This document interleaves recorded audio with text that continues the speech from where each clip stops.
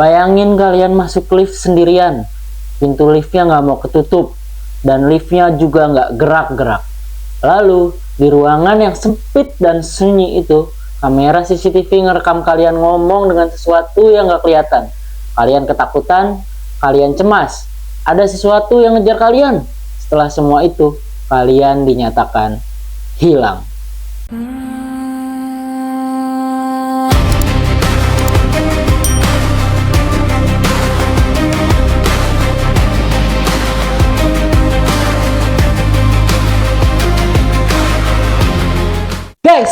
Guys, emang ya nasib tuh gak ada yang tahu guys. Siapa yang tahu kalau seorang mahasiswi yang awalnya lagi liburan tiba-tiba hilang gitu aja di tengah ramainya kota. Nah kan, dari sini aja udah mulai kayak kok bisa. BTW ini bukan adegan film horor ya guys ya, ini adalah kisah nyata mahasiswi yang tidak beruntung itu bernama Elisa Lam. Sebelum kita masuk ke videonya, tentu aja kita harus tahu nih soal siapa sih Elisa Lam ini, mulai dari dia siapa sampai gimana kejadian tersebut bisa menimpanya. Elisa Lam adalah seorang mahasiswi, dia lahir di Kanada, tepatnya di Vancouver. Dia dikenal sebagai pribadi yang sopan dan bukan tipe-tipe perempuan yang suka cari perhatian guys. Daripada mencari perhatian, Elisa lebih suka menghabiskan waktunya lewat menulis, membaca, dan menuangkannya lewat blog pribadinya. Di blog itu, Elisa sering cerita soal hidupnya, perasaannya, dan perjuangannya melawan gangguan mental. Lah, kok tiba-tiba ada gangguan mental? Iya guys, dia diketahui mengidap bipolar disorder dan depresi. Tapi ya guys ya, biarpun begitu, orang-orang terdekatnya bilang Elisa termasuk orang yang bertanggung jawab pada pengobatannya. Awal tahun 2013, Elisa memutuskan untuk melakukan perjalanan solo ke Amerika Serikat. Perjalanan ini sebenarnya bukan direncanakan dengan tergesa-gesa, tapi direncanakan cukup rapi. Elisa selalu menghubungi orang tuanya setiap hari, entah itu lewat telepon, pesan, atau email. Hal ini membuat orang tuanya selalu tahu kabar Elisa. Pada tanggal 26 Januari 2013, hari itu Elisa tiba di Los Angeles. Dia memilih menginap di sebuah hotel bernama Cecil Hotel. Buat yang belum tahu, Cecil Hotel tuh sebenarnya bukan hotel biasa loh. Dari luar emang kayak hotel tua klasik kayak biasa di pusat kota. Tapi di balik temboknya, hotel ini punya sejarah panjang yang mana jujur menurut gue ini cukup serem sih. Puluhan tahun sebelumnya, hotel ini sering dikaitkan dengan kasus bunuh diri, pembunuhan, dan tamu-tamu yang hilang. Bahkan beberapa pembunuh berantai pernah tinggal di sana. Gila kan? Dan kemungkinan Elisa nggak tahu soal sejarah ini. Atau mungkin tahu, tapi denial guys. Kayak nganggap semua ini tuh kebetulan dan nggak mungkin kejadian sama dirinya. Elisa nih, gue dengerin gue nih. Maksud gue tuh biarpun semuanya cuma kebetulan, jauh-jauhilah kayak gini. Kan biarpun cuma kebetulan, tapi siapa yang tahu kebetulan itu terjadi sama kita. Ada yang namanya konsep mencegah guys. Oke, kita lanjut aja ke ceritanya. Awalnya, Elisa ditempatkan di sebuah kamar asrama bersama beberapa tamu lainnya. BTW gue juga baru tahu ya guys ya, setelah baca berita ini, kalau ternyata ada kamar hotel yang konsepnya asrama. Setelah Elisa ditempatkan di kamar tersebut, hanya dalam beberapa hari, pihak hotel menerima beberapa keluhan. Tamu-tamu yang sekamar dengan Elisa mengeluh soal perilaku Elisa yang dianggap aneh. Ada yang bilang Elisa sering bicara sendiri, ada juga yang merasa tidak nyaman tanpa bisa menjelaskan alasannya.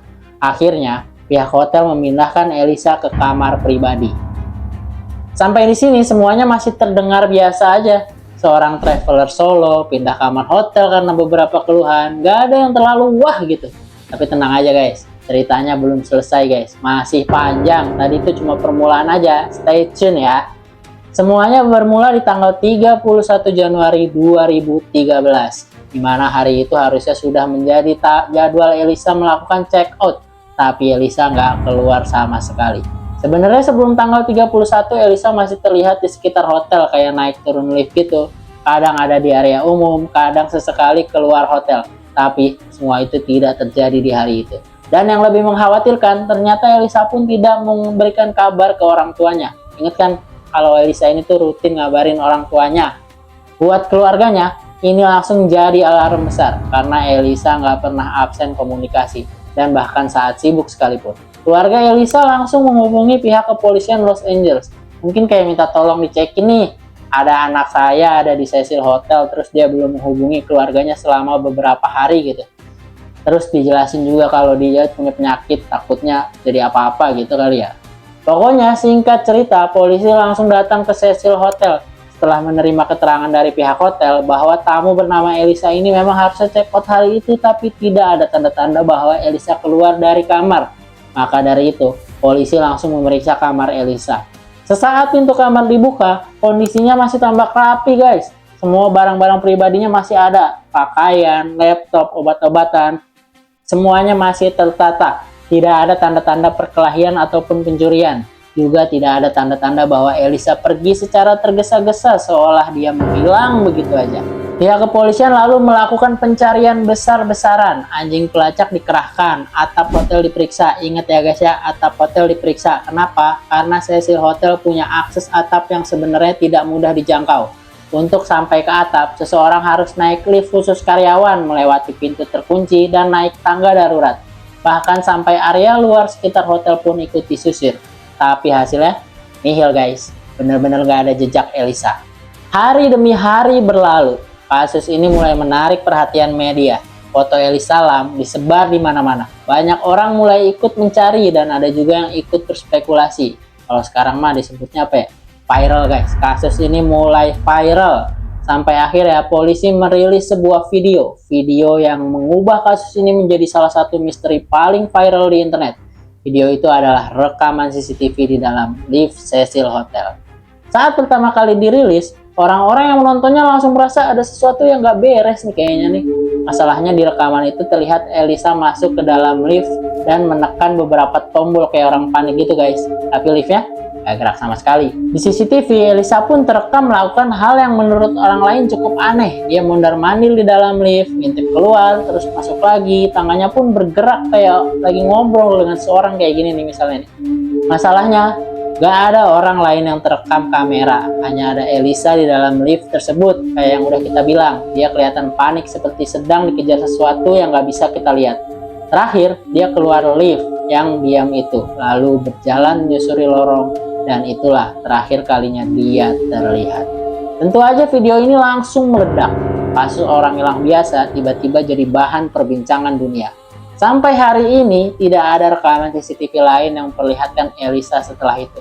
Video ini langsung dianalisis oleh ribuan orang. Diperlambat, diperbesar, dipotong frame demi frame.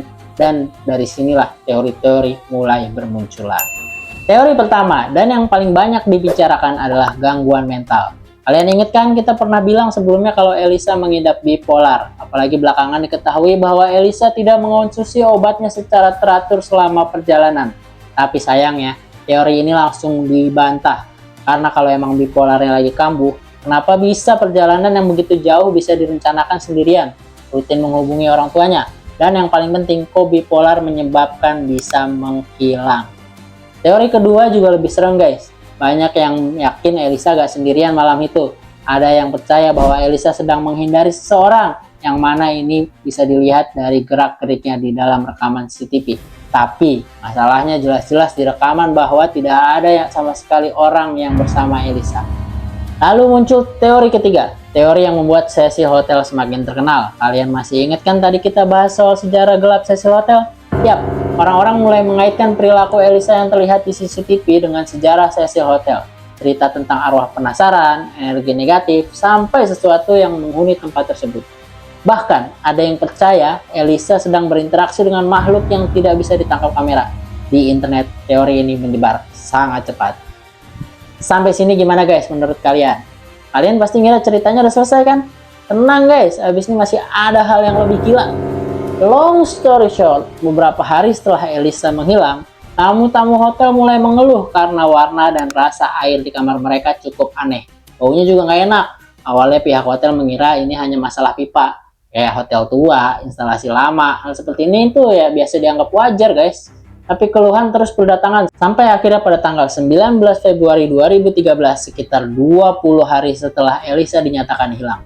Atas keluhan para penghuni hotel, pihak hotel meminta seorang petugas pemeliharaan naik ke atap untuk memeriksa tangki air.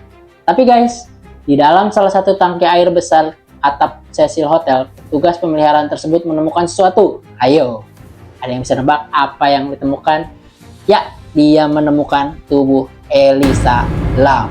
Publik yang awalnya memang udah membahas kasus ini kembali dikejutkan oleh penemuan ini. Kondisi Elisa saat ditemukan sudah terapung, dan anehnya Elisa ditemukan tanpa pakaian.